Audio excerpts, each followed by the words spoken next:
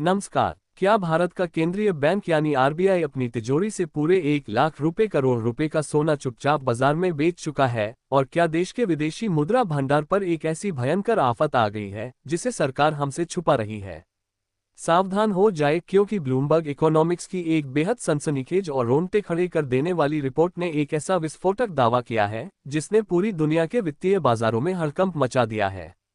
क्या आप यकीन करेंगे कि जब देश को तेल खरीदने के लिए सबसे ज्यादा डॉलर की जरूरत है और विदेशी निवेशक भारत से अपना पैसा लेकर भाग रहे हैं, तब आरबीआई को अपनी तिजोरी का सोना बेचने पर मजबूर होना पड़ा है? आज के इस बेहद हाई एनर्जी और आंखें खोल देने वाले बुलेटिन में हम सोने के इस महाघोटाले या रिजर्व मैनेजमेंट के इस गुप्त रणनीति का ऐसा पर्दाफाश करेंगे जो आपको सन्न कर देगा। वीडियो को अंत तक देखिएगा, क्योंकि आज हम आपको बताएंगे कि क्या भारत का आर्थिक संकट जितना दिख रहा है यह उससे कहीं ज्यादा खौफनाक और डरावना हो चुका है।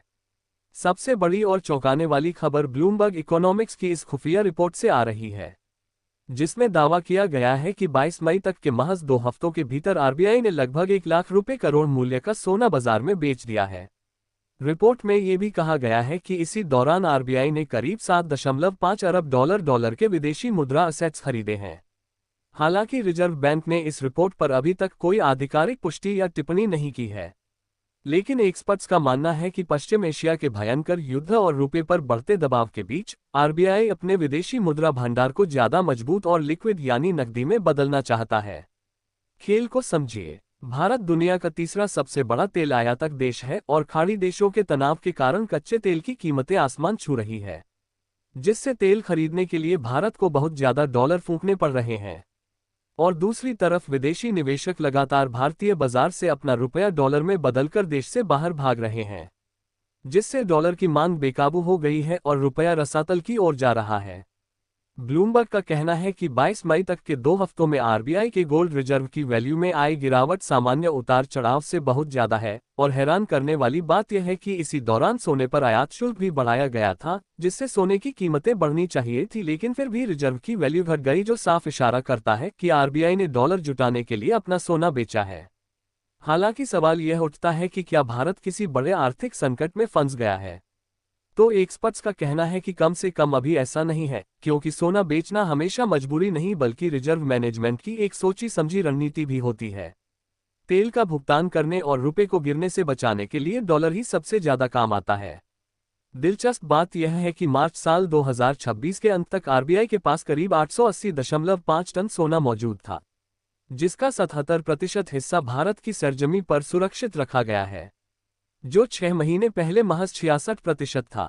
यानी एक तरफ आरबीआई अपने खजाने को मजबूत कर रहा था, तो दूसरी तरफ जरूरत पड़ने पर इस सोने का इस्तेमाल करने से भी पीछे नहीं हटा।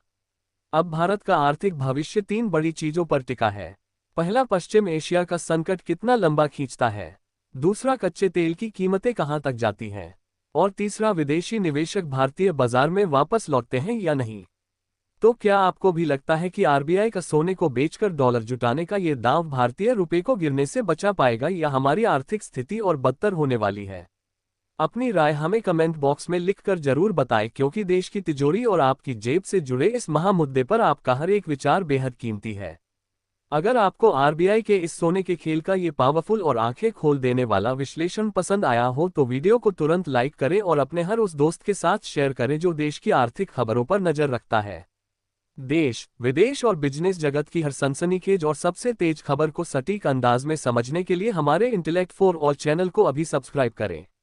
बने रहिए हमारे साथ। ये वीडियो सिर्फ एजुकेशनल मकसद के लिए है। इन्वेस्ट करने से पहले कृपया अपने फाइनेंशियल एडवाइजर से सलाह लें। नमस्कार, धन्यवाद।